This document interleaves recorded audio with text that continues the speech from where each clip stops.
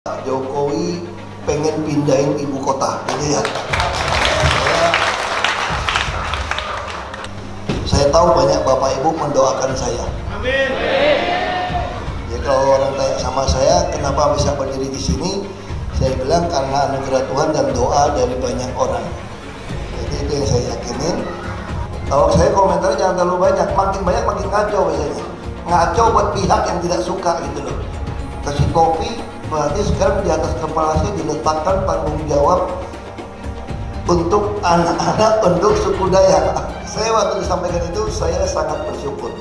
Tidak semua orang bisa dipercaya untuk tanggung jawab. Dan hari ini bagi saya merasa senang, sukacita, bangga. Kami diberikan tanggung jawab atas kehidupan lebih baik dari suku Dayak di Kalimantan Timur ini. Ada pepatah kuno bilang gitu ya, terlambat itu nggak masalah, asal kamu tetap berjalan. Yang masalah itu kamu tidak mau melangkah. Selama kita masih melangkah, walaupun langkah kita lambat, cepat, satu hari juga nyampe. Basuki Cahayapurnama yang disebut orang tua kami Ahok, kami merasa Bapak sudah pulang ke kampung. Sehingga pada kesempatan ini kami seluruh masyarakat merasa sangat bersukacita. Kami percaya semangat kemerdekaan untuk membangun bangsa kita. Kami percaya Bapak Ahok tetap berjuang untuk bangsa kita. Pak Ahok juga salah satu pejabat terhebat di negeri. Itu doa kami Pak Ahok. Ahok Presiden! Lambang Ahok Presiden! Siapapun Nikowosi Silalahi itu adalah person yang kita cari. Nah tentu tujuan kami untuk melapornya adalah pertama kita untuk meredam kerusuhan masyarakat yang ada ditulis oleh saudara Niko Silalahi. Sampai mengatakan bahwa itu dibidik, ya tidaklah. Penyidik juga tentunya punya pertimbangan tertentu sehingga sampai dengan melakukan penahanan. Ya Bapak pengacara, bahkan kita harus terima kasih kepada Mabes Polri, polisi. Dengan dia diamankan, saya khawatir loh kalau dia di luar.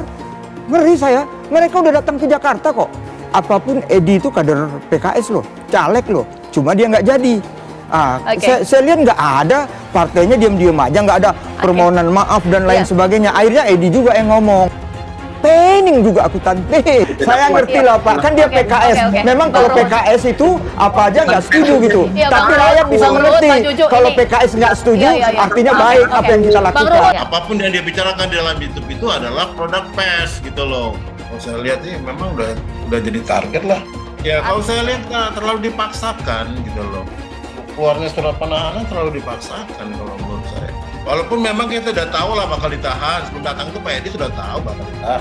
Kami tidak ada pernah bicara masyarakat Dayak kok, nggak ada.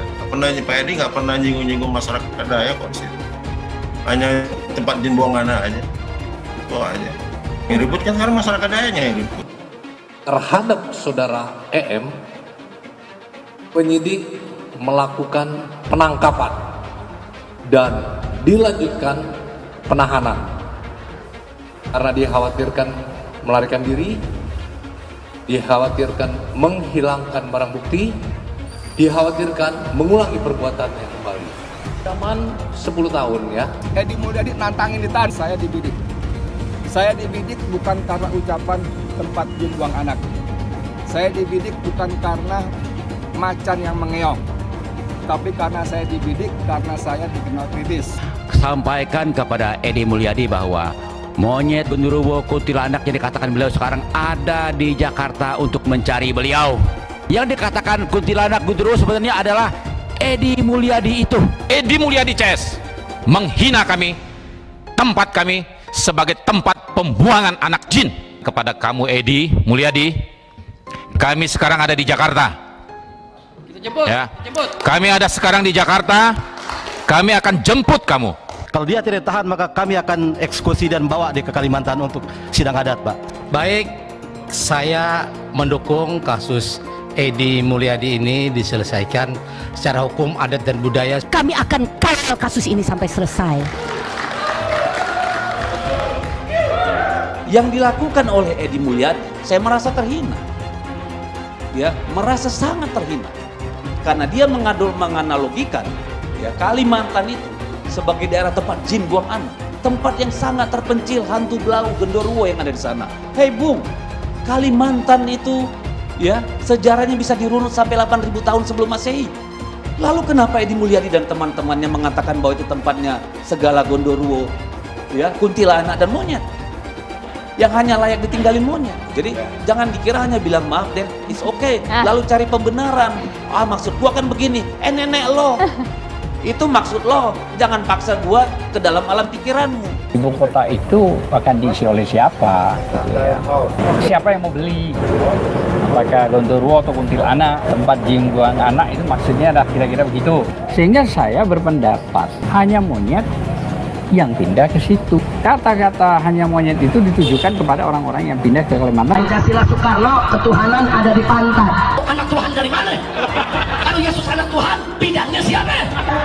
Besok di seluruh wilayah Indonesia kami katakan bahwa karena di salib itu ada jin kafir. Karena di salib itu ada jin kafir. Karena di salib itu ada jin kafir. Haleluya. Kepalanya ke kiri apa ke kanan? Kepalanya ke kiri apa ke kanan?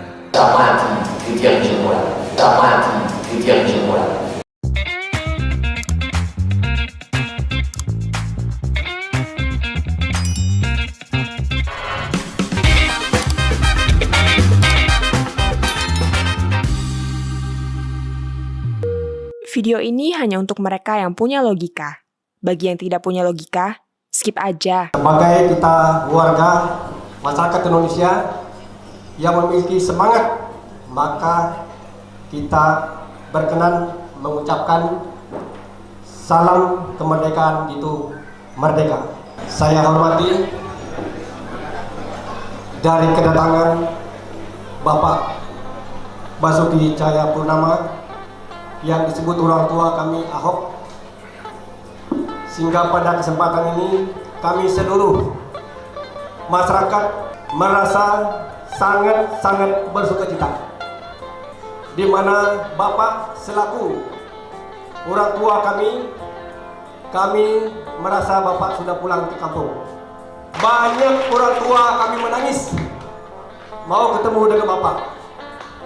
Saya mendengar ada apa ini, saya katakan kami mau ketemu dengan Bapak Ahok. Seluruhnya merasa merdeka karena Bapak pada hari ini Tuhan sudah mengirim Bapak untuk bertemu dengan warga masyarakat. Maka kami percaya semangat kemerdekaan untuk membangun bangsa kita. Kami percaya Bapak Ahok tetap berjuang untuk bangsa kita. Yang seharusnya tadi hujan sudah gelap, hujan itu bisa digeserkan dari tempat ini sehingga Bapak Ahok bisa masuk di dalam keadaan baik, tenang di dalam ruangan ini. Itu merupakan satu bukti Tuhan menyertai kita di dalam segala hal. Pak Ahok juga salah satu pejabat terlepas di dunia. Itu doa kami Pak Ahok. Ahok Presiden. Ahok Presiden. Semua warga sudah menyambut dan sudah berdoa. Namun semuanya itu adalah kehendak Tuhan. Selamat datang kami sampaikan kepada Pak Ahok, dan di dalam acara ini juga kami mohon kesediaan Bapak untuk menyampaikan kesan dan kesan.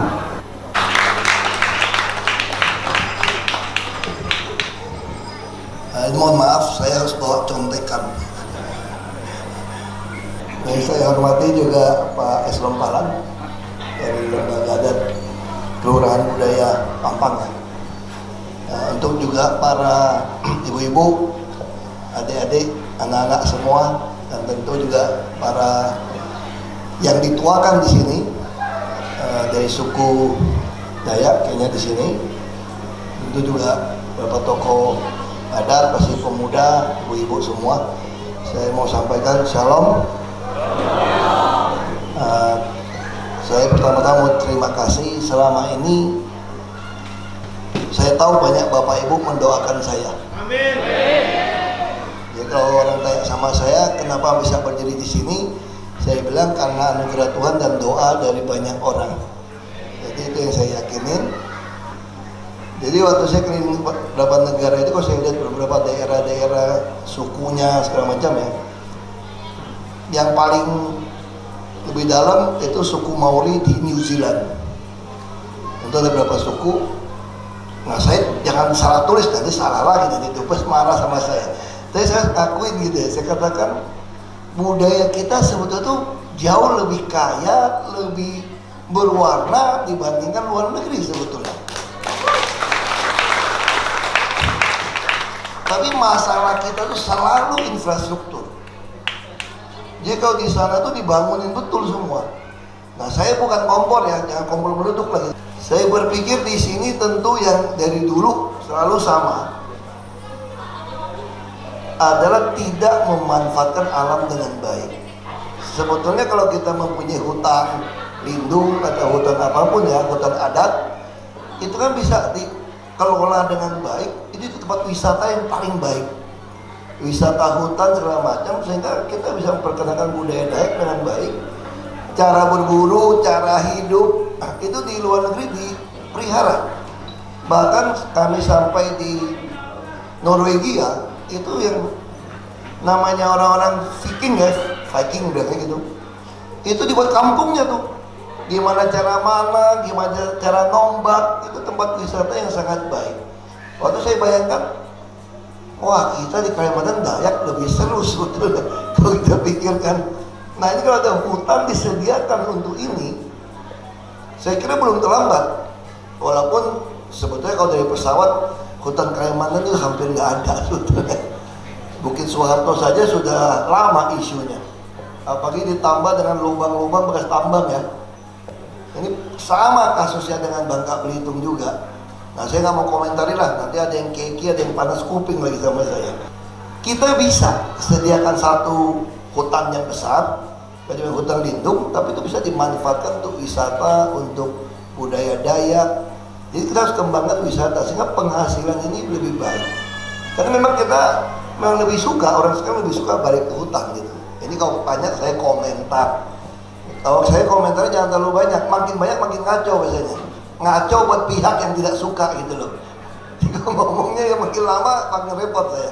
Kasih topi, berarti sekarang di atas kepala saya diletakkan tanggung jawab untuk anak-anak, untuk suku Dayak.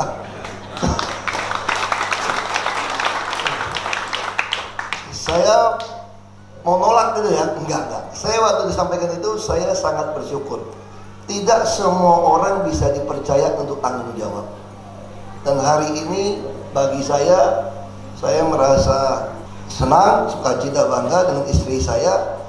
Kami diberikan tanggung jawab atas kehidupan lebih baik dari suku Dayak di Kalimantan Timur ini. Ini bagi saya satu kehormatan bagi saya. Nah, ini satu kehormatan. Dan tentu pedangnya kemana Pak? Bisa ada pedangnya Pak. Gak, saya bercanda Pak, saya suka bercanda aja Pak, supaya nggak terlalu tegang gitu ya. Nah saya tentu harapkan silaturahim kita tidak putus di sini ya, tapi ada hubungan. Nanti kita coba pikirkan apa yang bisa kita lakukan, khususnya untuk daerah Kalimantan Timur, semua untuk Kalimantan Timur. Ya saya tidak tahu, mudah-mudahan saja. Saya kalau baca-baca berita katanya Pak Jokowi pengen pindahin ibu kota, gitu ya. Nah kalau di Kalimantan Timur, saya kira tentu kita harus memperjuangkan ada satu hutan yang dilestarikan untuk kepentingan budaya dan kehidupan, model kehidupan suku Dayak Kenya ini seperti apa.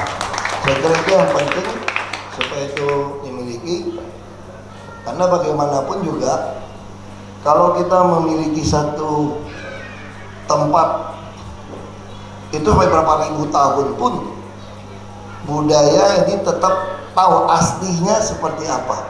Nah saya kira itu juga di tempat wisata. Tidak mungkin sebuah ibu kota hanya ibu kota kalau tidak ada wisata. Hampir semua ibu kota baru itu sepi. Nah tapi coba kalau dibangun kembali seperti di pedalaman lagi, hutan kotanya banyak. Lalu bagaimana soal pohon? Ini udah pada nggak ada pohon gede-gede. Nah kita bersyukur sama Tuhan, kita tinggal di Katulistiwa. Orang bule nanam pohon bisa 20-30 tahun baru kelihatan gedenya. Kalau kita 20-30 tahun besarnya udah luar biasa. Nah, saya kira kita tidak terlambat. Yang penting mau ada usaha untuk kita lakukan.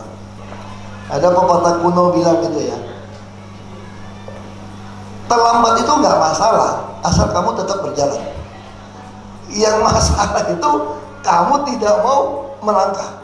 Selama kita masih melangkah, walaupun langkah kita lambat, cepat, satu hari juga nyampe. Kira-kira itu. Nah, sekali lagi terima kasih. Saya harapkan Bapak Ibu semua yang ada di sini selalu memiliki damai sejahtera Allah dan sukacita di dalam hati dan pikiran Bapak Ibu. Terima kasih. Bisa membandingkan apple to apple ya. Karena ini masalahnya berbeda dan yang melakukan juga berbeda dalam artian kalau Pak Arteria kan mengucapkannya di forum resmi di DPR, otomatis akan terikat juga dengan aturan-aturan yang berlaku di DPR. Nah, berbeda dengan Pak Edi di luar, kemudian menyampaikan, kemudian ada reaksi publik. Pak Arteria sudah langsung meminta maaf, mengklarifikasi dan menjelaskan atas ucapannya itu. Nah, dalam hal ini kami dari Kompolnas sudah melakukan pengecekan untuk Pak Edi. Kalau sampai mengatakan bahwa itu dibidik, ya tidaklah. Mendengar keterangan ahli, ketika sudah cukup bukti maka akan dinaikkan ke penyidikan, penetapan tersangka. Kemudian sudah dipanggil sekali tidak datang, kemudian kirim panggilan kedua. Nah, akhirnya yang bersangkutan datang. Nah, ini tentunya prosesnya tidak asal saja, tetapi ada tahapannya, harus dilalui, harus ada gelar perkara. Penyidik juga tentunya punya pertimbangan tertentu sehingga sampai dengan melakukan penahanan, timbangan subjektifnya dan sebagainya. Nah, sebetulnya menurut saya ketika ada itikat baik, begitu dipanggil pertama, kemudian datang, kemudian nanti pihak penasihat hukum mengajukan untuk restoratif justice, saya yakin pihak penyidik juga akan merespon. Tapi ini kan ada proses yang sampai dengan di media cukup ramai ya. Siapa orang Kalimantan? Penduduk aslinya Dayak. Saya kebetulan sebelum Pak Jokowi ke sana, saya 5 hari. Saya lihat bagaimana, saya terima kasih, tapi lihat Kapolda kerja kerasnya. Tiap hari demo, ya, bagaimana marahnya mereka. Sebentar ada yang diperumpamakan, maaf aja, ya saya minta maaf. Edi ini babi, disembelih, ya. Belum lagi binatang-binatang lain. Jadi saya rasa gini aja Bapak pengacara, bahkan kita harus terima kasih kepada Mabes Polri, polisi. Dengan dia diamankan kan Bapak sebagai lawyer pendamping lebih enak gitu. Saya khawatir loh kalau dia di luar, ngeri saya. Mereka udah datang ke Jakarta kok.